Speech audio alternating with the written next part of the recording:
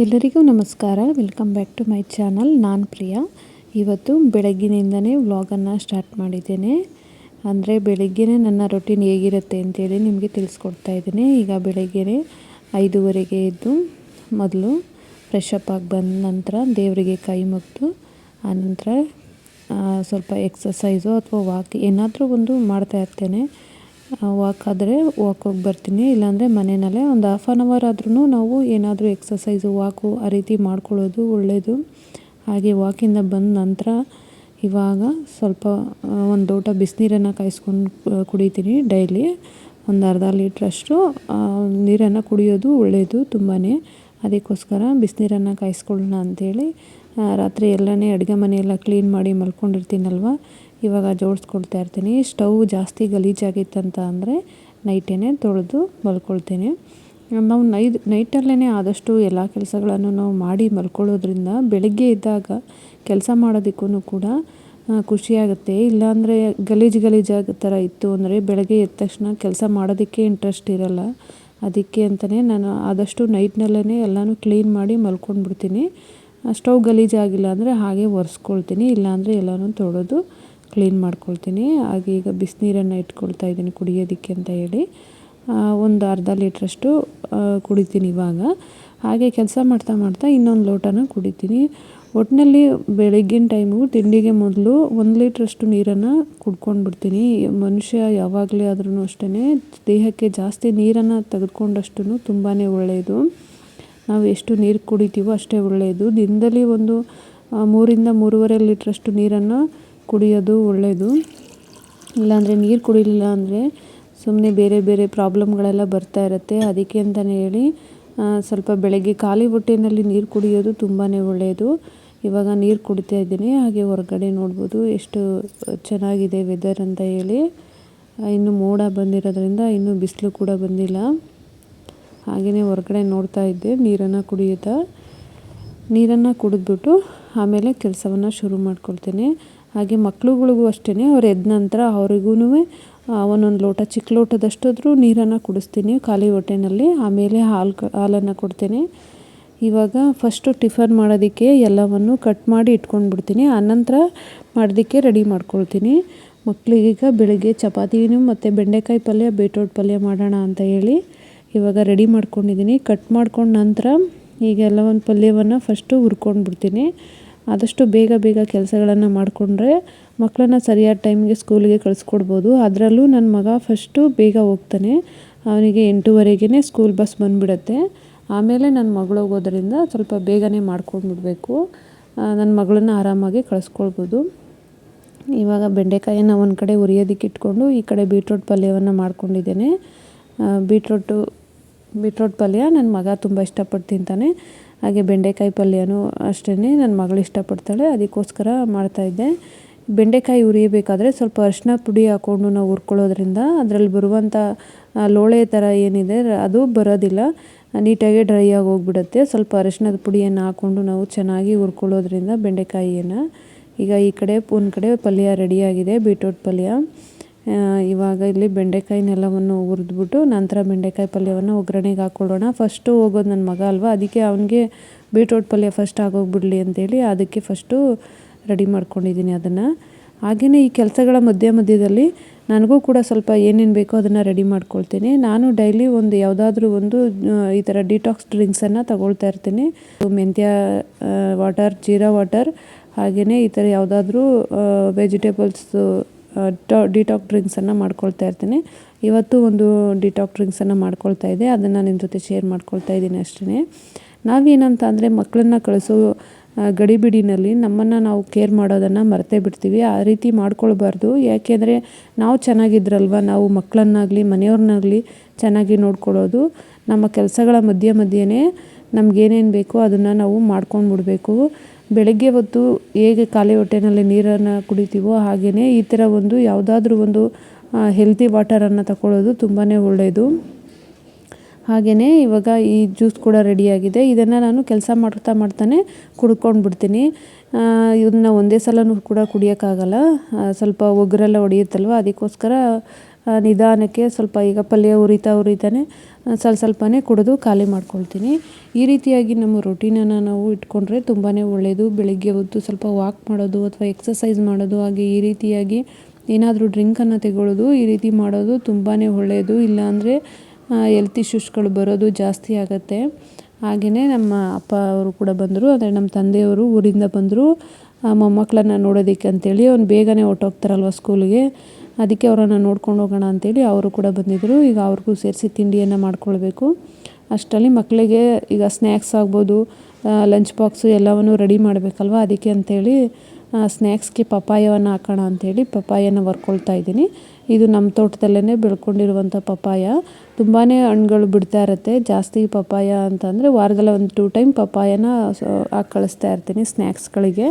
ಆದಷ್ಟು ಫ್ರೂಟ್ಸು, ಹಾಗೆಯೇ ಮನೆಯಲ್ಲಿ ಮಾಡ್ಕೊಂಡಂಥ ತಿಂಡಿ ಏನಾದರೂ ಇದ್ದರೆ ಅದು, ಅಥವಾ ವೆಜಿಟೇಬಲ್ಸು, ಈ ಥರ ಒಂದು ಸ್ನ್ಯಾಕ್ಸನ್ನು ಹಾಕ್ತಾ ಇರ್ತೀನಿ ಮಕ್ಕಳುಗಳಿಗೆ.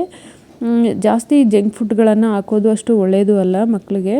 ಅದಕ್ಕೋಸ್ಕರ ಫ್ರೂಟು, ವೆಜಿಟೇಬಲ್ಸ್ಗಳು, ಹಾಗೆ ಮನೆಯಲ್ಲಿ ಏನಾದರೂ ಸ್ನ್ಯಾಕ್ಸನ್ನು ನಾವೇ ರೆಡಿ ಮಾಡಿಕೊಂಡು ಹಾಕ್ಕೊಳ್ಳೋದ್ರಿಂದ ಮಕ್ಕಳಿಗೆ ತುಂಬಾ ಒಳ್ಳೆಯದು. ಈ ಹೊರ್ಗಡೆ ಮಾಡಿರುವಂಥದ್ದನ್ನ ತೊಗೊಬಂದು ಕೊಡೋದಕ್ಕಿಂತ ಮನೆಯಲ್ಲಿ ಮಾಡಿಕೊಟ್ರೆ ಒಳ್ಳೆಯದು. ಏಕೆಂದರೆ ಹೊರ್ಗಡೆ ಅವರು ಯಾವ್ಯಾವ ಎಣ್ಣೆಗಳನ್ನು ಹಾಕಿ ಬಳಸಿರ್ತಾರೋ ಗೊತ್ತಿಲ್ಲ. ಹಾಗೆಯೇ ಅವರು ಕರೆದಿರುವಂಥ ಎಣ್ಣೆನಲ್ಲೇ ಪದೇ ಪದೇ ಕರಿತಾ ಇರೋದು ಅಷ್ಟು ಒಳ್ಳೆಯದಲ್ಲ. ಅದಕ್ಕೋಸ್ಕರ ನಾವು ಮನೆಯಲ್ಲೇ ಫ್ರೆಶ್ಶಾಗಿ ಮಾಡಿ ಕೊಟ್ಟರೆ ಮಕ್ಕಳಿಗೆ ಒಳ್ಳೆಯದು. ಮಕ್ಕಳುಗಳಿಗೆ ಈಗಂತೂ ಹೆಲ್ತ್ ಇಶ್ಯೂಸ್ಗಳು ಬರ್ತಾನೆ ಇರುತ್ತೆ ಅವಾಗವಾಗ. ಅದಕ್ಕೋಸ್ಕರ ನಾವು ಆದಷ್ಟು ಮನೆಯಲ್ಲೇ ಎಲ್ಲವನ್ನು ಮೇಂಟೈನ್ ಮಾಡ್ಕೊಳ್ಳೋದು ಒಳ್ಳೆಯದು. ಹಾಗೆ ನಮ್ಮನ್ನು ಕೂಡ ನಾವು ಅಷ್ಟೇ ಚೆನ್ನಾಗಿ ನೋಡ್ಕೊಳ್ಳೋದು ಒಳ್ಳೆಯದು. ಹಾಗೆ ಈಗ ಪಪ್ಪಾಯ ಎಲ್ಲ ಕಟ್ ಮಾಡಿದ್ದಾಯಿತು. ಈಗ ಬಾಕ್ಸ್ಗಳಿಗೆ ಸಣ್ಣ ಪೀಸ್ಗಳಾಗಿ ಕಟ್ ಮಾಡಿ ಹಾಕ್ಕೊಳ್ತಾ ಇದ್ದೀನಿ. ಈ ರೀತಿ ಕಟ್ ಮಾಡಿ ಹಾಕ್ಬಿಟ್ರೆ ಅವ್ರಿಗೆ ತಿನ್ನೋದಕ್ಕೆ ಈಸಿ ಆಗುತ್ತಲ್ವ, ಅದಕ್ಕೆ ಈ ರೀತಿ ಕಟ್ ಮಾಡಿ ಹಾಕ್ಬಿಟ್ಟು ಸ್ವಲ್ಪ ಚಾಟ್ ಮಸಾಲವನ್ನು ಹಾಕ್ಕೊಳ್ತಾ ಇದ್ದೀನಿ. ಚಾಟ್ ಮಸಾಲನ ಹಾಕಿ ಒಂದೊಂದು ಟೂತ್ ಪಿಕ್ ಹಾಕಿ ಮುಚ್ಚಿಬಿಟ್ರೆ ಅವರು ಸ್ನ್ಯಾಕ್ಸ್ ಟೈಮಲ್ಲಿ ಆರಾಮವಾಗಿ ತಿನ್ಕೊಳ್ತಾರೆ. ಇನ್ನು ಉಳಿದಿದ್ದಂಥ ಹಣ್ಣನ್ನು ಎತ್ತಿಟ್ಕೊಳ್ತಾ ಇದ್ದೀನಿ. ನಾವು ತಿಂಡಿ ಎಲ್ಲ ಆದಮೇಲೆ ಯಾವಾಗಾದರೂ ಮಧ್ಯಾಹ್ನ ಟೈಮಲ್ಲಿ ತಿನ್ನೋಣ ಅಂಥೇಳಿ ಹಾಗೆ ಮುಚ್ಚಿಟ್ಬಿಟ್ಟು ಈಗ ಇಲ್ಲಿ ಪಲ್ಯವನ್ನು ನೋಡೋಣ ಅಂತ ಬಂದೆ. ಈಗ ಬೀಟ್ರೋಟ್ ಪಲ್ಯ ಮುಗೀತು. ಸ್ವಲ್ಪ ಕಾಯಿ ತುರಿಯನ್ನೆಲ್ಲವನ್ನು ಹಾಕಿ ಮುಚ್ಚಿ ಇಟ್ಕೊಂಡ್ರೆ ಪಲ್ಯದ ಕೆಲಸ ಆಯ್ತು. ಈಗ ಚಪಾತಿಯನ್ನು ಹರ್ಕೊಂಡು ಬಿಡಬೇಕಲ್ವ ಅವ್ನು ಹೋಗೋಷ್ಟರಲ್ಲಿ, ಅದಕ್ಕೆ ಅಂಥೇಳಿ ಚಪಾತಿ ಹಿಟ್ಟನ್ನು ನಾನು ಆದಷ್ಟು ಏನು ಮಾಡ್ತೀನಿ ಅಂದರೆ ಬೆಳಗ್ಗೆ ಎದ್ದ ತಕ್ಷಣ ಚಪಾತಿ ಹಿಟ್ಟನ್ನು ಕಲಸಿಟ್ಬಿಡ್ತೀನಿ. ಏಕೆಂದರೆ ಅದು ಸ್ವಲ್ಪ ಚೆನ್ನಾಗಿ ನಿಂತ್ಕೊಂಡ್ರೆ ಸಾಫ್ಟಾಗಿ ಬರುತ್ತಲ್ವ, ಅದಕ್ಕೆ ಅಂತ ಹೇಳಿ. ಅಕಸ್ಮಾತ್ ಬೆಳಗ್ಗೆ ಹೊತ್ತು ಟೈಮ್ ಇಲ್ಲ, ಸಾಕಾಗಲ್ಲ ಅಂತ ಅನ್ನೋ ಟೈಮಲ್ಲಿ ಏನು ಮಾಡ್ತೀನಿ ಅಂದರೆ ನೈಟ್ನಲ್ಲೇ ಕಲಸಿ ಇಟ್ಕೊಂಡ್ಬಿಡ್ತೀನಿ ಚಪಾತಿ ಹಿಟ್ಟನ್ನು. ಏನೂ ಆಗೋದಿಲ್ಲ, ತುಂಬಾ ಸಾಫ್ಟಾಗಿ ಬರುತ್ತೆ ಚಪಾತಿ ನೈಟಲ್ಲೇ ಕಲಸಿಟ್ಬಿಟ್ರಂತೂ. ಮಲ್ಕೊಳ್ಳೋ ಸ್ವಲ್ಪ ಲೇಟ್ ಆಗುತ್ತಲ್ವ, ಅದಕ್ಕೆ ಅಂತೇಳಿ ಸ್ವಲ್ಪ ನೈಟಲ್ಲೇ ಕಲಸಿಟ್ಕೊಳ್ತೀನಿ.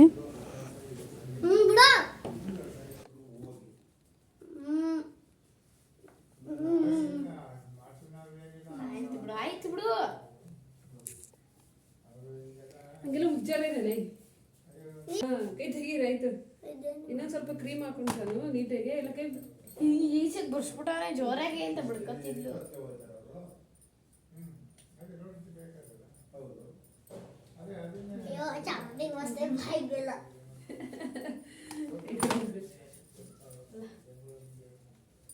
ಅಯ್ಯೋ ನಿಂಗೇನು ಮಾಡಕ್ ಬರಲ್ಲ ಕೊಡು. ನೀನು ಬ್ರಷ್ ಮಾಡ್ಕೊಂಡು ಹೋಗ್ಸ ನಾನು ರೆಡಿ ಮಾಡಿ. ಮಮ್ಮಿ ನನ್ನ ಹತ್ರ ಕೂದಲೇ ಇಲ್ಲ ಮುಗಿಸ್ಕೊಂಡು. ಆಯ್ತು ಎಷ್ಟು ನಿಂತ್ಕೋ ಓವರಾಗ. ಬಿಡು. ಬೆಲ್ಟ್ ಹಾಕಿದ್ಯಾ? ಊಟ ಹಾಕೋಳೆ. ಊಟನೇ ಇರಲೇ.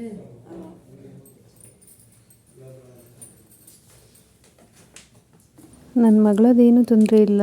ಇವನ್ನ ರೆಡಿ ಮಾಡೋವಷ್ಟರಲ್ಲೇ ಸಾಕು ಹೋಗುತ್ತೆ. ಏನಂದರೆ ಒಂದು ಕಡೆ ನಿಂತ್ಕೊಳ್ಳೋದೇ ಇಲ್ಲ ರೆಡಿ ಮಾಡೋವಷ್ಟರಲ್ಲಿ. ಏನಾದರೂ ಒಂದು ತರಲೆ ಮಾಡ್ತಾನೆ ಇರ್ತಾನೆ. ಇವನ್ನ ರೆಡಿ ಮಾಡೋದೇ ಒಂದು ಸಾಕಾಗೋಗುತ್ತೆ. ತಾನೂ ರೆಡಿ ಆಗಲ್ಲ, ರೆಡಿ ಮಾಡೋರ್ಗು ಬಿಡೋದಿಲ್ಲ. ತರಲೆ ಮಾಡ್ತಾಯಿರ್ತಾನೆ ಯಾವಾಗ್ಲೂ. ಇವನ್ನ ರೆಡಿ ಮಾಡಿ ಆದಷ್ಟು ಬೇಗನೆ ಕಳಿಸ್ಕೊಡೋದಕ್ಕೆ ಟ್ರೈ ಮಾಡ್ತೀನಿ. ಇವನ್ನ ಸ್ಕೂಲಿಗೆಲ್ಲ ಯೂನಿಫಾರ್ಮ್ ಹಾಕಿ ರೆಡಿ ಮಾಡಿದ್ದಾಯಿತು. ನನ್ನ ಮಗಳು ಕೂಡ ಅಲ್ಲೇ ಸ್ವಲ್ಪ ಹೆಲ್ಪ್ ಮಾಡ್ತಾಳೆ. ಅವಳು ಎಲ್ಲ ರೆಡಿ ಮಾಡಿದ್ಲು. ಇವಾಗ ಇನ್ನೂ ಟೈಮ್ ಇತ್ತಲ್ವ ಸ್ವಲ್ಪ, ಅದಕ್ಕೆ ಅಂತೇಳಿ ಬೆಂಡೆಕಾಯಿ ಪಲ್ಯವನ್ನು ಮಾಡ್ಕೊಂಡು ಬಿಡೋಣ ಅಂತೇಳಿ ಮಾಡ್ಕೊಳ್ತಾ ಇದ್ದೆ. ಈ ರೆಸಿಪಿಯನ್ನು ನಿಮಗೂ ಶೇರ್ ಮಾಡ್ತಾಯಿದ್ದೀನಿ. ಇಷ್ಟ ಆದರೆ ನೀವು ಕೂಡ ಟ್ರೈ ಮಾಡಿ. ನಾನು ಯಾವ ರೀತಿಯಾಗಿ ಮಾಡೋದಂತೇಳಿ ತೋರಿಸ್ತಾ ಇದ್ದೀನಿ. ಸ್ವಲ್ಪ ಎಣ್ಣೆಯನ್ನು ಹಾಕ್ಕೊಂಡು ಈರುಳ್ಳಿ, ಕಡಲೆಬೇಳೆ, ಬೆಳ್ಳುಳ್ಳಿ, ಕರಿಬೇವು ಹಾಕ್ಕೊಂಡು ಫ್ರೈ ಮಾಡಿ, ಅದು ಫ್ರೈ ಆದ ನಂತರ ಈರುಳ್ಳಿಯನ್ನು ಹಾಕ್ಕೊಂಡಿದ್ದೇನೆ. ಒಂದು ದೊಡ್ಡ ಗಾತ್ರದ ಈರುಳ್ಳಿ, ಅದು ಚೆನ್ನಾಗಿ ಫ್ರೈ ಆದ ನಂತರ ಒಂದು ಟೊಮೊಟೊವನ್ನು ಹಾಕ್ಕೊಳ್ತಾ ಇದ್ದೀನಿ. ಈ ಟೊಮೊಟೊವನ್ನು ಹಾಕಿ ಚೆನ್ನಾಗಿ ಫ್ರೈಯನ್ನು ಮಾಡ್ಕೊಳ್ಬೇಕು. ಈ ಟೊಮೊಟೊ ಚೆನ್ನಾಗಿ ಫ್ರೈ ಆದ ನಂತರ ಅದಕ್ಕೆ ನಾವು ಹುರಿದಿಟ್ಕೊಂಡಿದ್ವಲ್ಲ ಆವಾಗಲೇ ಬೆಂಡೆಕಾಯಿಯನ್ನು ಅದನ್ನು ಸೇರಿಸ್ಕೊಳ್ತಾ ಇದ್ದೀನಿ. ಈ ಬೆಂಡೆಕಾಯಿಯನ್ನು ಹಾಕೊಂಡ ನಂತರ ನಾನು ಇದಕ್ಕೆ ಸ್ವಲ್ಪ ಧನಿಯಾ ಪುಡಿಯನ್ನು ಹಾಕ್ಕೊಳ್ತಾ ಇದ್ದೀನಿ. 1 ಚಮಚದಷ್ಟು ಧನಿಯಾ ಪುಡಿ, ಅಂದರೆ ಇದು ಧನಿಯಾ ಪುಡಿ ಹಾಗೆ ಮೆಣಸಿಕಾಯಿ ಎರಡನ್ನೂ ಮಿಕ್ಸ್ ಮಾಡಿರೋ ಪೌಡ್ರಿಂದ ನಾನು ಇದನ್ನೇ 2 ಸ್ಪೂನಾಗಿ ಬಳಸ್ಕೊಳ್ತಾ ಇದ್ದೀನಿ. ಹಾಗೆ ಸ್ವಲ್ಪ ಜೀರಿಗೆ ಪುಡಿ, ಹಾಗೆ 1 ಚಮಚ ಗರಂ ಮಸಾಲವನ್ನು ಹಾಕ್ಕೊಳ್ತಾ ಇದ್ದೀನಿ. ಈ 3 ಹಾಕ್ಕೊಂಡು ನಾನು ಮಿಕ್ಸ್ ಮಾಡ್ಕೊಳ್ತಾ ಇದ್ದೀನಿ. ಈ ರೀತಿ ಪೌಡರನ್ನು ಹಾಕಿ ಮಾಡ್ಕೊಳ್ಳೋದ್ರಿಂದ ಈ ಗೊಜ್ಜೇನಾದರೂ ಸ್ವಲ್ಪ ಮಿಕ್ತು ಅಂತ ಅಂದರೆ ನಾವು ಅನ್ನಕ್ಕೂ ಬೇಕಾದರೂ ನಾವು ಕಲಿಸ್ಕೊಂಡು ತಿನ್ಬೋದು, ತುಂಬ ಟೇಸ್ಟಿಯಾಗಿರುತ್ತೆ. ಅದಕ್ಕೆ ಅಂಥೇಳಿ ಈ ರೀತಿ ಧನಿಯಾ ಪುಡಿಯನ್ನು ಹಾಕ್ಕೊಂಡು ಮಾಡ್ಕೊಳ್ತಾ ಇದ್ದೀನಿ. ಇಲ್ಲ ಅಂತ ಅಂದರೆ ನೀವು ಹಸಿರು ಮೆಣಸಿನ್ಕಾಯಿಯನ್ನು ಖಾರಕ್ಕೆ ಹಸಿರು ಮೆಣಸಿನ್ಕಾಯಿಯನ್ನು ಒಗ್ಗರಣೆಗೆ ಹಾಕ್ಕೊಂಡು ಕಾಯಿ ತುರಿ ಹಾಕ್ಕೊಂಡ್ರಿ ಅಂದರೆ ಸಿಂಪಲ್ಲಾಗಿ ಬೆಂಡೆಕಾಯಿ ಪಲ್ಯವನ್ನು ಮಾಡ್ಕೊಳ್ಬೋದು. ನಾನು ಈ ರೀತಿ ಸ್ವಲ್ಪ ಧನಿಯಾ ಪುಡಿಗಳನ್ನು ಸೇರಿಸಿ ಮಾಡ್ಕೊಳ್ಳೋದ್ರಿಂದ ಇದನ್ನು ಅನ್ನಕ್ಕೂ ಕೂಡ ಬಳಸ್ಕೊಳ್ಬೋದು. ಇದನ್ನು ಚೆನ್ನಾಗಿ ಹಾಕಿ ಫ್ರೈ ಮಾಡಿದ ನಂತರ ಮಸಾಲೆ ಎಲ್ಲ ಫ್ರೈ ಆದ ನಂತರ ಕೊನೆಯಲ್ಲಿ ಸ್ವಲ್ಪ ಕಾಯಿ ತುರಿ ಹಾಗೆ ಕೊತ್ತಂಬರಿ ಸೊಪ್ಪನ್ನು ಕಟ್ ಮಾಡಿ ಹಾಕ್ಕೊಂಡು ಇದನ್ನು ಮುಚ್ಚಳ ಮುಚ್ಚಿ ಬೇಯಿಸ್ಕೊಂಡ್ರೆ ಆಯಿತು. ಬೆಂಡೆಕಾಯಿ ಪಲ್ಯ ತುಂಬ ರುಚಿಯಾಗಿ ಬರುತ್ತೆ. ಈ ರೀತಿಯಾಗಿ ಮಾಡ್ಕೊಂಡ್ರಿ ಅಂತ ಅಂದರೆ ಇದು ಬೆಂಡೆಕಾಯಿ ಪಲ್ಯವನ್ನು ಮಾಡಿ ಆಯಿತು. ಈಗ ಚಪಾತಿಯನ್ನು ಬೇಯಿಸ್ಕೊಂಡು ಬಿಡೋಣ ಅಂಥೇಳಿ ಚಪಾತಿಯನ್ನು ಬೇಯಿಸ್ಕೊಳ್ತಾ ಇದ್ದೀನಿ. ಆವಾಗಲೇ ಅರ್ಧ ಇಟ್ಕೊಂಡಿದ್ದಲ್ವ, ಇವಾಗ ಇದನ್ನೆಲ್ಲವನ್ನು ಬೇಯಿಸ್ಕೊಂಡು ಬಿಡ್ತೀನಿ. ಬೇಯಿಸೋದಕ್ಕೆ ತುಂಬ ಟೈಮ್ ಆಗುತ್ತಲ್ವ ಒಂದೊಂದು ಸಲ, ಅದಕ್ಕೆ ಅಂತೇಳಿ 2 ಕಲ್ಲನ್ನು ಇಟ್ಕೊಂಡ್ಬಿಡ್ತೀನಿ. ಒಂದು ದೋಸೆ ತವ ಆಗಲೇ ಚಪಾತಿ ಕಲ್ಲೇನಿದೆ ಅದನ್ನು ಇಟ್ಕೊಂಡು ಎರಡರಲ್ಲೂ ಬೇಗನೆ ಬೇಯಿಸ್ಕೊಂಡ್ಬಿಡ್ತೀನಿ. ಇಲ್ಲ ಅಂದರೆ ಟೈಮ್ ಆಗ್ತಾ ಇರುತ್ತೆ. ಜಾಸ್ತಿ ಚಪಾತಿ ಒತ್ತಬೇಕು ಅಂತ ಟೈಮ್ನಲ್ಲಿ ಈ ಥರ 2 ಕಲ್ಲನ್ನು ಇಟ್ಟು ನಾವು ಬೇಯಿಸ್ಕೊಳ್ಳೋದ್ರಿಂದ ಬೇಗನೆ ಆಗೋಗುತ್ತೆ. ಈಗ ಚಪಾತಿ ಎಲ್ಲ ಬೇಯಿಸಿದ ನಂತರ ಅವನಿಗೆ ಲಂಚ್ ಬ್ಯಾಗನ್ನು ಪ್ಯಾಕ್ ಮಾಡ್ತಾಯಿದ್ದೀನಿ. ಚಪಾತಿಯಾಗಿ ಬೀಟ್ರೋಟ್ ಪಲ್ಯವನ್ನು ಹಾಕಿ ಅವನಿಗೆ ಲಂಚ್ ಬ್ಯಾಗನ್ನು ಹಾಕ್ಕೊಳ್ತಾ ಇದ್ದೀನಿ. ಈಗೆಲ್ಲವನ್ನು ಅದ್ರ ಬ್ಯಾಗ್ ಹಾಕಿ ನ್ಯಾಪ್ಕಿನೆಲ್ಲ ಹಾಕಿ ರೆಡಿ ಮಾಡಿದ್ದಾಯಿತು. ಈಗ ಅವನಿಗೆ ತಿನ್ನಿಸ್ಕೊಂಡ್ಬಿಡ್ಬೇಕು. ಬೆಳಗಿನ ಟೈಮಲ್ಲಿ ಅವರು ತಿನ್ನೋದಿಲ್ಲ ಸರಿಯಾಗಿ, ಅದಕ್ಕೆ ಅಂತೇಳಿ ಸ್ವಲ್ಪ ನಾನೇ ತಿನ್ನಿಸ್ಬಿಡ್ತೀನಿ. ಇಲ್ಲ ಅಂತಂದರೆ ಅವರೇ ತಿಂತಾರೆ, ಆದರೆ ಸರಿಯಾಗಿ ತಿನ್ನೋದಿಲ್ಲ. ಅದಕ್ಕೆ ಅಂತೇಳಿ ನಾನೇ ತಿನ್ನಿಸ್ತೀನಿ. ಬೇರೆ ಟೈಮಲ್ಲೆಲ್ಲ ಅವರೇ ತಿನ್ಕೊಳ್ತಾರೆ. ಈಗ ಮಧ್ಯಾಹ್ನ ಕೂಡ ಅವರೇ ತಿಂತಾರೆ, ಹಾಗೆ ನೈಟ್ ಕೂಡ ಅವರೇ ತಿಂತಾರೆ. ಹಾಗೆ ರಜಾ ಇದ್ದ ಟೈಮ್ನಲ್ಲೂ ಕೂಡ ಅವರೇ ತಿಂತಾರಲ್ವ. ಈ ಸ್ಕೂಲ್ಗೆ ಹೋಗೋ ಟೈಮಲ್ಲಿ ಏನಂದರೆ ಆತರವಾಗಿ ಹೋಗ್ತಾರಲ್ಲ, ಬೇಗ ರೆಡಿಯಾಗಿರ್ತಾರೆ, ಹಾಗೆ ಸರಿಯಾಗಿ ತಿನ್ನೋದಿಲ್ಲ, ಸಾಕು ಅಂದ್ಬಿಡ್ತಾರೆ. ಅದಕ್ಕೆ ಅಂತೇಳಿ ನಾನೇ ಚೆನ್ನಾಗಿ ತಿನ್ನಿಸಿ ಕಳಿಸ್ತೀನಿ. ಹಾಗೆ ಮಕ್ಕಳಿಗೆ ಊಟ ಮಾಡಿ ಕಳಿಸೋದ್ರಿಂದ ನಮಗೂ ಏನೋ ಒಂಥರ ಖುಷಿ. ಅವರು ಹೊಟ್ಟೆ ತುಂಬ ಊಟ ಮಾಡ್ಕೊಂಡು ಹೋಗಿದ್ದಾರಲ್ವ, ಆರಾಮಾಗಿ ಸ್ಕೂಲಲ್ಲಿ ಇದ್ದು ಬರ್ತಾರೆ ಅಂತ. ಸರಿಯಾಗಿ ತಿಂದಿಲ್ಲ ಅಂದರೂ ಮನ್ಸಿಗೆ ಒಂಥರ ಬೇಜಾರಾಗ್ತಾ ಇರುತ್ತೆ. ಅದಕ್ಕೆ ಅಂತೇಳಿ ನಾನೇ ತಿನ್ನಿಸಿ ಕಳಿಸ್ತಾ ಇದ್ದೀನಿ. ಇವ್ನು ತಿಂದು ಹೋದ ನಂತರ ಆಮೇಲೆ ನಮ್ಮ ಅಪ್ಪನಿಗೆ ಮತ್ತು ನನ್ನ ಮಗಳಿಗೆ ತಿಂಡಿ ಹಾಕ್ಕೊಡ್ಬೇಕು. ಇವಾಗ ಇವನಿಗೆ ತಿನ್ನಿಸ್ಬಿಟ್ಟು ಆಮೇಲೆ ಹಾಕ್ಕೊಡೋಣ ಅಂಥೇಳಿ ಇವನಿಗೆ ತಿನ್ನಿಸ್ತಾ ಇದ್ದೆ. ಮಗಳು ಕೂಡ ಯೂನಿಫಾರ್ಮ್ ಎಲ್ಲ ಹಾಕಿ ರೆಡಿ ಮಾಡ್ಕೊಂಡಿದ್ದಾಳೆ. ಇನ್ನೇನಿದ್ರೊಳಗೆ ತಲೆ ಬಾಚಬೇಕು, ಹಾಗೆ ತಿಂಡಿಯನ್ನು ತಿನ್ನಿಸ್ಬೇಕು. ಇವನು ಬೇರೆ ಸ್ಕೂಲು ಮತ್ತು ಇವಳು ಬೇರೆ ಸ್ಕೂಲ್ ಹೋಗೋದ್ರಿಂದ ಸ್ವಲ್ಪ ಟೈಮಿಂಗು ಬೇರೆ ಟೈಮ್ ಇದೆ ಅಷ್ಟೇ. ಇವನು ಬೇಗ ಹೋಗ್ತಾನೆ, ಇವಳು ಲೇಟಾಗಿ ಹೋಗ್ತಾಳೆ.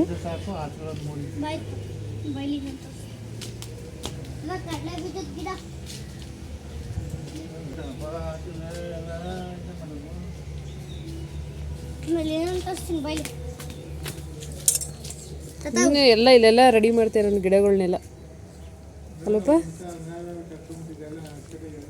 ಈ ಮಣ್ಣೆಲ್ಲ ಎಳಿಸ್ಬೇಕಲ್ಲ.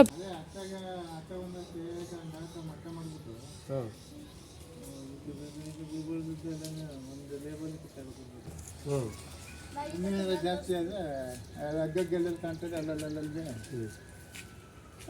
ಲೆವೆಲ್ ಮಾಡ್ಬಿಟ್ರೆ ಇಕ್ಕಿಂದ ನೀರು 10 ಗಂಟೆ ಬಂದು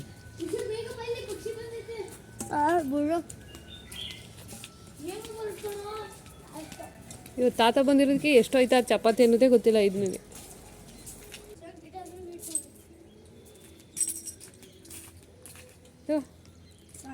ನಂಗೆ ಗೊತ್ತು ಡೈಲಾಗ್ ಇದು ಬರ್ತದೆ ಅಂತ. ಲಾಸ್ಟ್ ಹೊತ್ಕೊಂಡು ತಗೋ ಇದು. ಕೈ ತೊಳಿತೀನಿ ತಗೋ. ನಾನು ಪ್ರೀತಿ ತುತ್ತು ಬೇಡ ನಿನಗೆ, ಮಮ್ಮಿ ಬೇಡ.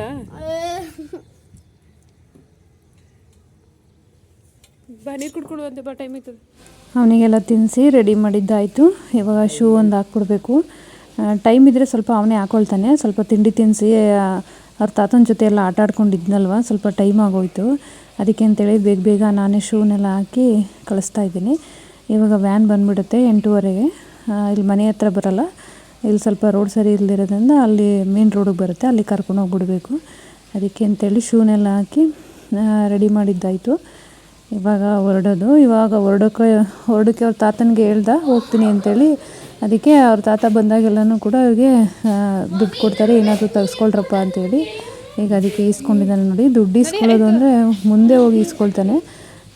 ಈಗ ಈಸ್ಕೊಂಡು ಹೋಗ್ತಾಯಿದ್ದಾನೆ. ಅವಳಿಗೆ 100 ರೂಪಾಯಿ, ಇವನಿಗೆ 100 ರೂಪಾಯಿ ಅಂತೇಳಿ ಇಬ್ಬರು ಶೇರ್ ಮಾಡ್ಕೊಳ್ಳೋಣ ಅಂತ ಇಬ್ಬರು ಕೂಡ ಚೇಂಜ್ ಇಸ್ಕೊಂಡು ಶೇರ್ ಮಾಡ್ಕೊಳ್ತಾ ಇದ್ದಾರೆ. ಹಾಗೆ ಇಬ್ಬರು ಒಂದೊಂದು ಗೋಲ್ ಕವರ್ನ ಇಟ್ಕೊಂಡಿದ್ದಾರೆ, ಅದರಲ್ಲಿ ಹಾಕ್ಕೊಳ್ತಾ ಇರ್ತಾರೆ. ಎಷ್ಟಾಗುತ್ತೋ ಅಷ್ಟು ತುಂಬಿದ ಮೇಲೆ ಹೊಡಿತೀನಿ ಅಂತ ಹೇಳಿ ಇಬ್ಬರೂ ಒಂದು ಗೋಲ್ಕನ ಮಾಡಿ ಇಬ್ಬರು ಒಂದೊಂದು ಹೆಸರು ಬರೆದು ಇಟ್ಕೊಂಡಿದ್ದಾರೆ, ಅದರೊಳಗಡೆ ಹಾಕ್ಕೊಳ್ತಾ ಇರ್ತಾರೆ. ಇವಾಗ ಇವ್ನ ಎತ್ಕೊಂಡು ಕರ್ಕೊಂಡೋಗಿ ಗಾಡಿ ಹತ್ತಿಸ್ಬೇಕು. ನಡ್ಕೊಂಡು ಹೋಗ್ತಾರೆ ಒಂದೊಂದು ದಿನ. ಇವತ್ತು ಲೇಟ್ ಆಗಿರೋದ್ರಿಂದ ಗಾಡೀಲಿ ಕರ್ಕೊಂಡು ಹೋಗ್ತಾಯಿದ್ದಾರೆ ಅಷ್ಟೇ. ಕರ್ಕೊಂಡೋಗಿ ಗಾಡಿ ಹತ್ತಿಸಿ ಬಾಯಿ ಹೇಳಿ ಬರಬೇಕು. ಕೊನೆಯಲ್ಲಿ ಬೇರೆ ಒಂದು ಮುತ್ತು ಕೊಟ್ಟು ಬಾಯಿ ಹೇಳ್ತಾನೆ.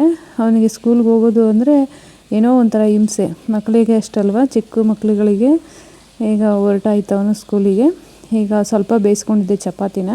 ಈಗ ಇನ್ನು ಉಳಿದಂಥ ಚಪಾತಿನೆಲ್ಲನೂ ಬೇಯಿಸಿ ಈಗ ನನ್ನ ಮಗಳಿಗೆ ಮತ್ತು ನಮ್ಮ ಅಪ್ಪನಿಗೆ ತಿಂಡಿ ಹಾಕ್ಕೊಡ್ಬೇಕು. ಕೆಲಸಗಳು ಏನಂತ ಅಂದರೆ ನಾವು ತಿಂಡಿ ಮಾಡ್ತಾನೆ ಸ್ವಲ್ಪ ಈಗ ಕಲ್ಲು ಬಿಸಿ ಇಟ್ಟಿದ್ದೀನಲ್ವ, ಇದು ಕಾಯೋದು ಅಷ್ಟರಲ್ಲಿ ಏನಾದರೂ ಎತ್ತಿಡುವಂಥ ಐಟಮ್ಸ್ಗಳೇನಾದ್ರು ಇತ್ತಂದರೆ ಅಲ್ಲಿದಲ್ಲೇ ಎತ್ತಿಟ್ಕೊಂಡು ಮಾಡ್ಕೊಳ್ಳೋದ್ರಿಂದ ಕೆಲಸಗಳು ಬೇಗ ಆಗುತ್ತೆ. ಇಲ್ಲಾಂದರೆ ಎಲ್ಲವನ್ನು ಒಟ್ಟಿಗೆ ಮಾಡ್ತೀನಿ ಅಂದರೆ ಟೈಮ್ ಸಾಲಲ್ಲ ಅಲ್ವ. ಅದಕ್ಕೋಸ್ಕರ ಫ್ರೀ ಇದ್ದಂಥ ಟೈಮಲ್ಲಿ ಏನಾದರೂ ಎತ್ತಿಡೋದು ಬಿಡೋದು ಆ ಥರ ಎಲ್ಲವನ್ನು ಮಾಡ್ಕೊಳ್ತಾ ಹೋದರೆ ಬೇಗನೆ ಕೆಲಸಗಳು ಮುಗಿಯುತ್ತೆ. ಈಗ ಬೆಳಗ್ಗೆನೇ ಎಲ್ಲ ಕಸ ಗುಡಿಸಿ ಎಲ್ಲ ರೆಡಿ ಮಾಡಿರ್ತೀವಿ. ಈಗ ಕಿಚನ್ ಒಂದು ಗಲೀಜಾಗಿರುತ್ತೆ. ಈ ಸೆಲ್ಫೆಲ್ಲನೂ ಮತ್ತೆ ಈಗೆಲ್ಲ ಒರೆಸ್ಕೊಂಡು ಕ್ಲೀನ್ ಮಾಡ್ಕೊಳ್ಬೇಕು. ಹಾಗೆಯೇ ಮಕ್ಕಳುಗಳು ಮನೆಯಿಂದ ಹೋಗೋಷ್ಟರಲ್ಲಿ ಸ್ಕೂಲಿಗೆ ಎಲ್ಲವನ್ನು ಎಲ್ಲಂದರಲ್ಲಿ ಹಾಕಿರ್ತಾರಲ್ಲ ಅದೆಲ್ಲವನ್ನು ಎತ್ತಿಟ್ಕೊಳ್ಬೇಕು ಅಷ್ಟೇ. ಈಗ ಚಪಾತಿ ಎಲ್ಲ ಬೇಯಿಸ್ಕೊಂಡಿದ್ದಾಯಿತು. ಈಗ ನನ್ನ ಮಗಳು ಕೂಡ ಈಗ ಅವನಿಗೆ ತಿಂಡಿ ತಿನ್ನಿಸ್ತೀನಲ್ವ, ಇವಳಿಗೂ ತಿನ್ನಿಸ್ತಾ ಇದ್ರಾಗುತ್ತಾ, ಅವನಿಗೆ ಮಾತ್ರ ತಿನ್ನಿಸ್ತೀಯಾ ನನಗೆ ತಿನ್ನಿಸಲ್ಲ ಅಂತ ಹೇಳಿ ಇದು ಮಾಡ್ತಾಳೆ. ಅದಕ್ಕೋಸ್ಕರ ಅವಳಿಗೂ ಈಗ ತಿಂಡಿ ತಿನ್ನಿಸಿ ಕಳಿಸ್ಬೇಕು. ಈಗ ಇಬ್ರಿಗೂ ತಿಂಡಿಯನ್ನು ಪ್ಲೇಟ್ಗೆ ಹಾಕ್ಕೊಳ್ತಾ ಇದ್ದೀನಿ. ಇವಳು ಬೆಂಡೆಕಾಯಿ ಪಲ್ಯ ತಿನ್ನೋದ್ರಿಂದ ಇವಳಿಗೂ ಬೀಟ್ರೋಟ್ ಪಲ್ಯ ಬೆಂಡೆಕಾಯಿ ಪಲ್ಯ ಎರಡನ್ನೂ ಹಾಕ್ಕೊಳ್ತಾ ಇದ್ದೀನಿ. ಚಪಾತಿಗೆ ಈ ರೀತಿ ಒಂದೆರಡು ಪಲ್ಯವನ್ನು ಮಾಡಿಬಿಟ್ರೆ ಬೇಗನೆ ತಿನ್ಕೊಳ್ತಾರೆ. ಹಾಗೆ ಈ ಥರ ತರಕಾರಿಯಿಂದ ಸ್ವಲ್ಪ ಹೆಚ್ಚು ತಿನ್ನಿಸೋದ್ರಿಂದ ಮಕ್ಳಿಗೂ ಕೂಡ ತುಂಬಾ ಒಳ್ಳೆಯದು ಅಂತೇಳಿ ಸ್ವಲ್ಪ ಪಲ್ಯಗಳನ್ನು ಹೆಚ್ಚು ಮಾಡ್ತಾಯಿರ್ತೀನಿ. ಚಟ್ನಿ ಏನಷ್ಟು ಮಾಡೋದಕ್ಕೆ ಹೋಗಲ್ಲ. ಈಗ ಇವಳಿಗೂ ತಿಂಡಿ ತಿನ್ನಿಸ್ಬಿಟ್ಟು ತಲೆ ಬಾಚಿ ಕಳಿಸ್ಕೊಡ್ಬೇಕು. ಹಾಗೆ ಅಪ್ಪನಿಗೂ ತಿಂಡಿ ಹಾಕ್ಕೊಟ್ಟಿದ್ದೀನಿ. ಅವರು ಕೂಡ ತಿಂದು ಊರಿಗೆ ಹೊರಡ್ತಾರೆ. ಅವರು ತನ್ನ ಮೊಮ್ಮಕ್ಕಳು ನೋಡೋದಕ್ಕೆ ಅಂತ ಹೇಳಿನೇ ಬಂದಿದ್ದಾರೆ. ತುಂಬ ದಿನ ಆಗೋಗ್ಬಿಟ್ಟಿತ್ತು ನೋಡಿ ಅಂತ ಹೇಳಿ. ಈಗ ಅವರು ತಿಂಡಿ ತಿಂತಾಯಿದ್ದಾರೆ.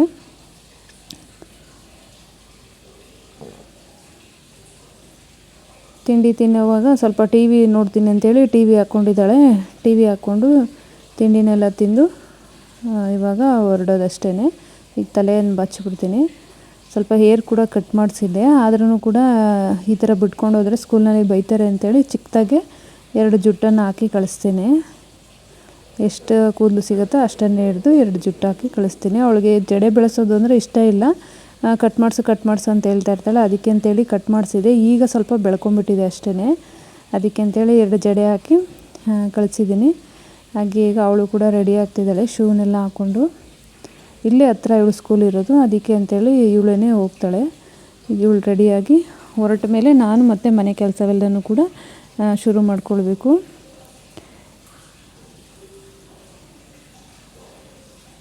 ಇವಳು ಹೊರಟಿದ್ದಾಯಿತು. ಹಾಗೆ ಅಪ್ಪನೂ ಕೂಡ ಊರಿಗೆ ಹೊರಟರು. ಅವರು ಹೋದ್ಮೇಲೆ ಇವಾಗ ನಾನು ಬಂದು ಸ್ವಲ್ಪ ಟಿ ವಿ ನೋಡಿಕೊಂಡು ನಾನು ಕೂಡ ತಿಂಡಿ ತಿನ್ನೋಣ ಅಂತೇಳಿ ಟಿ ವಿ ಆನ್ ಮಾಡಿದ್ರಲ್ವ ಮಕ್ಕಳು, ಅದೇ ಓಡ್ತಾಯಿತ್ತು. ಹಾಗೆಯೇ ನಾನು ಸ್ವಲ್ಪ ತಿಂಡಿನ ಹಾಕ್ಕೊಂಡು ತಿಂತಾಯಿದ್ದೆ. ಈಗ ಆಲ್ರೆಡಿ 10 ಗಂಟೆ ಆಗಿದೆ ಅಲ್ವಾ. ಏನಂದರೆ ನಾವು ಟೈಮ್ ಸರಿಯಾಗಿ ಊಟ ತಿಂಡಿನ ಅಲ್ಲಲ್ಲೇ ಮಾಡ್ಕೊಳ್ಬೇಕು, ಇಲ್ಲ ಅಂದರೆ ಬೇರೆ ಸಮಸ್ಯೆಗಳು ಬರುತ್ತಲ್ವ. ಅದಕ್ಕೆ ಅಂತೇಳಿ ಟೈಮ್ ಸರಿಯಾಗಿ ತಿಂಡಿ ತಿಂದು ಆಮೇಲೆ ಕ್ಲೀನ್ ಮಾಡೋಣ ಅಂತೇಳಿ ತಿಂಡಿ ತಿಂದಿದ್ದಾಯಿತು. ಬೆಳಗ್ಗೆನೇ ಎಲ್ಲ ಕಸ ಗುಡಿಸಿ ಎಲ್ಲ ರೆಡಿ ಮಾಡಿರ್ತೀವಲ್ವ, ನೆಲದಲ್ಲೇನು ಕಸ ಏನು ಇರೋದಿಲ್ಲ. ಏನಿದ್ರು ಸಾಯಂಕಾಲದಲ್ಲಿ ಗುಡಿಸ್ಕೊಳ್ಳೋದಷ್ಟೇ. ಇವಾಗ ಏನಿದ್ರು ಇಲ್ಲಿ ತಿಂಡಿ ಮಾಡೋದಕ್ಕೆ ಅಂತೇಳಿ ಎಲ್ಲನೂ ಹರಡಿದ್ವಲ್ವ, ಇದನ್ನೆಲ್ಲ ಕ್ಲೀನ್ ಮಾಡ್ಕೊಳ್ಳೋದಷ್ಟೇ. ಈಗ ಕ್ಲೀನೆಲ್ಲ ಮಾಡಿದ್ಮೇಲೆ ನಿಮಗೆ ತೋರಿಸ್ತಾ ಇದ್ದೀನಿ. ತಿಂಡಿನೆಲ್ಲ ಉಳಿದಿದ್ದನ್ನೆಲ್ಲ ಎತ್ತಿಟ್ಟು ಪಾತ್ರೆ ಎಲ್ಲವನ್ನು ಕೂಡ ತೊಳೆದು, ಹಾಗೆ ಸ್ಟೌವಲ್ಲೆಲ್ಲ ಗಲೀಜಾಗೈತಲ್ವ, ಚಪಾತಿ ಮಾಡಿದಾಗಂತೂ ಸ್ವಲ್ಪ ಗಲೀಜಾಗುತ್ತೆ. ಹಾಗೆ ಚಪಾತಿ ಮಾಡಿದ್ನಲ್ವ ಅಂತೇಳಿ ಎಲ್ಲನೂ ಸ್ಟವೆಲ್ಲ ಒರೆಸಿ ಈಗ ಪಾತ್ರೆನೂ ಕೂಡ ತೊಳೆದಿದ್ದಾಗಿದೆ. ಎಲ್ಲವನ್ನು ಕ್ಲೀನ್ ಮಾಡಿ ಎತ್ತಿಟ್ಕೊಂಡ್ರೆ ಏನೋ ಒಂಥರ ಸಮಾಧಾನ ಅಲ್ವಾ. ಇಲ್ಲಾಂದರೆ ಕೆಲಸ ಮಾಡದೆ ಹಾಗೆ ಏನಾದರೂ ಇತ್ತಂದರೆ ಅದು ಮಾಡೋವರೆಗೂ ಕೂಡ ನನಗಂತೂ ಸಮಾಧಾನವೇ ಆಗೋದಿಲ್ಲ. ಎಲ್ಲವನ್ನು ಮುಗಿಸಿ ಆರಾಮವಾಗಿ ಬೇಕಾದ್ರೆ ಸ್ವಲ್ಪ ಹೊತ್ತು ಕೂತ್ಕೊಂಡು ಟಿ ವಿನೋ ಏನಾದರೂ ನೋಡ್ಬೋದು. ಇಲ್ಲಾಂದರೆ ಕೆಲಸ ಇತ್ತಂದರೆ ಇನ್ನೂ ಕೆಲಸ ಮಾಡಿಲ್ಲ ಅಂತೇಳಿ ಹಿಂಸೆ ಅನ್ನಿಸ್ತಾ ಇರುತ್ತೆ. ಅದಕ್ಕೆ ಅಂತೇಳಿ ಎಲ್ಲ ಕೆಲಸ ಮುಗಿಸಿದ್ದಾಯಿತು. ಇವಾಗ ಸ್ವಲ್ಪ ಹೊತ್ತು ಟಿ ವಿ ನೋಡ್ತಾ ಇದ್ದೆ. ಹಾಗೆಯೇ ನೋಡಿದ್ರಲ್ಲ, ಇವತ್ತಿನ ವ್ಲಾಗು ಇದಾಗಿತ್ತು. ಈ ವ್ಲಾಗ್ ಏನಾದರೂ ನಿಮಗೆ ಇಷ್ಟ ಆದರೆ ದಯವಿಟ್ಟು ಒಂದು ಲೈಕ್ ಮಾಡೋದನ್ನು ಮರಿಬೇಡಿ. ಹಾಗೆ ನನ್ನ ಚಾನಲ್ಗೆ ಸಬ್ಸ್ಕ್ರೈಬ್ ಆಗಿ ಬೆಲ್ಲೈಕನ್ ಬಟನನ್ನು ಪ್ರೆಸ್ ಮಾಡಿ. Thank you for watching.